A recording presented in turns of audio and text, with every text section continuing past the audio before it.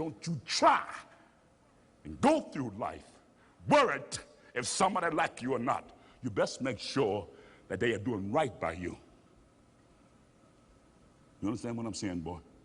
From the very beginning of the following clip, anger and frustration powers its way through Troy Maxon's voice and mannerisms. He can't even be bothered to answer a simple question from his own son, Corey. The whole exchange is more akin to a drill sergeant barking at a cadet than a loving father talking to his son. But is there something more behind the shouting and profanity? Let's take a look. I ask you a question. What the hell you want to ask me? Mr. Wiki is the one you got the questions for. How come you ain't never liked me? Liked you? Who in the hell ever said, I got to like you?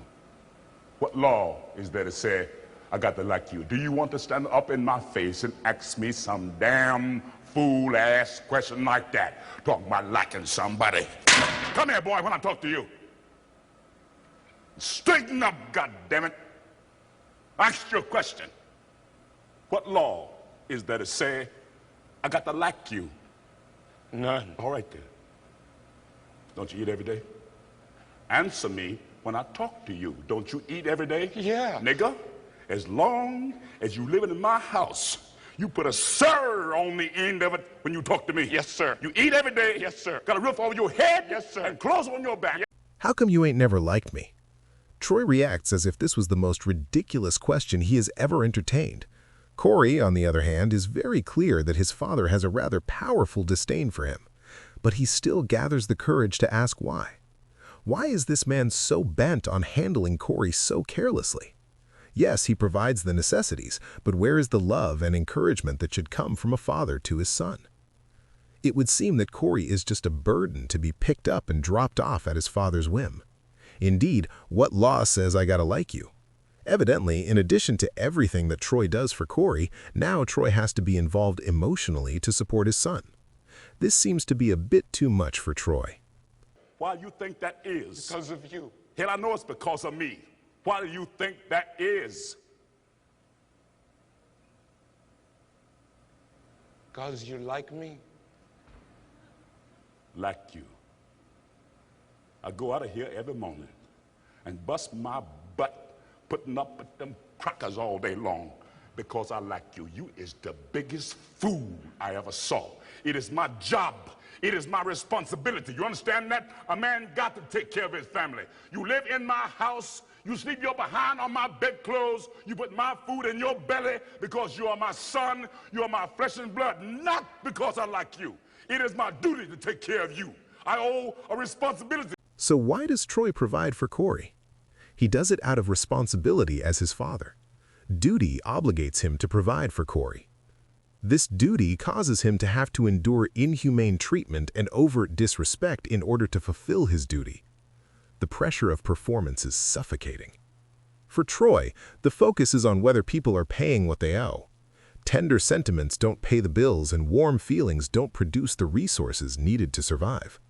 Throw away the emotions involved and do what it takes to survive. He has given Corey everything that he has to give, and the lesson he wants him to take away is survival is most important. You wait now. Let's get this straight right now. We'll go along any further. I ain't got to like you. Mr. Rand, don't give me my money come payday because he liked me. He give me because he owe me. Now, I didn't give you everything I had to give you. I gave you your life. Your mama and me worked it out between us. And liking your black ass was not a part of the bargain, and don't you try and go through life worried if somebody like you or not. You best make sure that they are doing right by you. You understand what I'm saying, boy? Yes, sir. Then you get the hell out of my face and go on down under A&P. Honestly, Troy's strategy is based on what he has endured in life. In a cold and callous way, Troy is absolutely right. But he's right at the cost of his relationship with his son. Yes, providing and protecting is a strenuous task in any era, and the pressure to meet the standard of what a father is expected to be can be overwhelming. With all that said, Corey is his son, his flesh and blood. The example of manhood that Troy sets will echo into the future for generations. It will determine what kind of man Corey will be, and it will define what Corey thinks of himself well after Troy is gone. So what did we learn about manhood? Life, for some, is a grueling attempt at survival. It's a race that offers no opportunity to win. Troy has given in to a cycle of anger and indifference. He could care less about what example he is setting for his son because no one cared about the example they set for him. Survival doesn't require emotion. It requires diligence, and that diligence need not be diminished by the energy that it would take to acknowledge and cope effectively with the feelings that accompany life. This strategy is not a good one. It places the strategist in a cycle of perpetual pain and anguish. This cycle was passed down because many fathers never took the time to stop and focus on providing safety for their sons. Physical provision is admirable, but a son needs to know that they are loved and valued. Yes, teach them to win, but win in a way that will not expand on a cycle of trauma. We all reach a point where we have nothing left in our reservoir, yet we can't burden our loved ones with what is left of us. If anything, we muster the best for them and leave the leftovers to the outside world.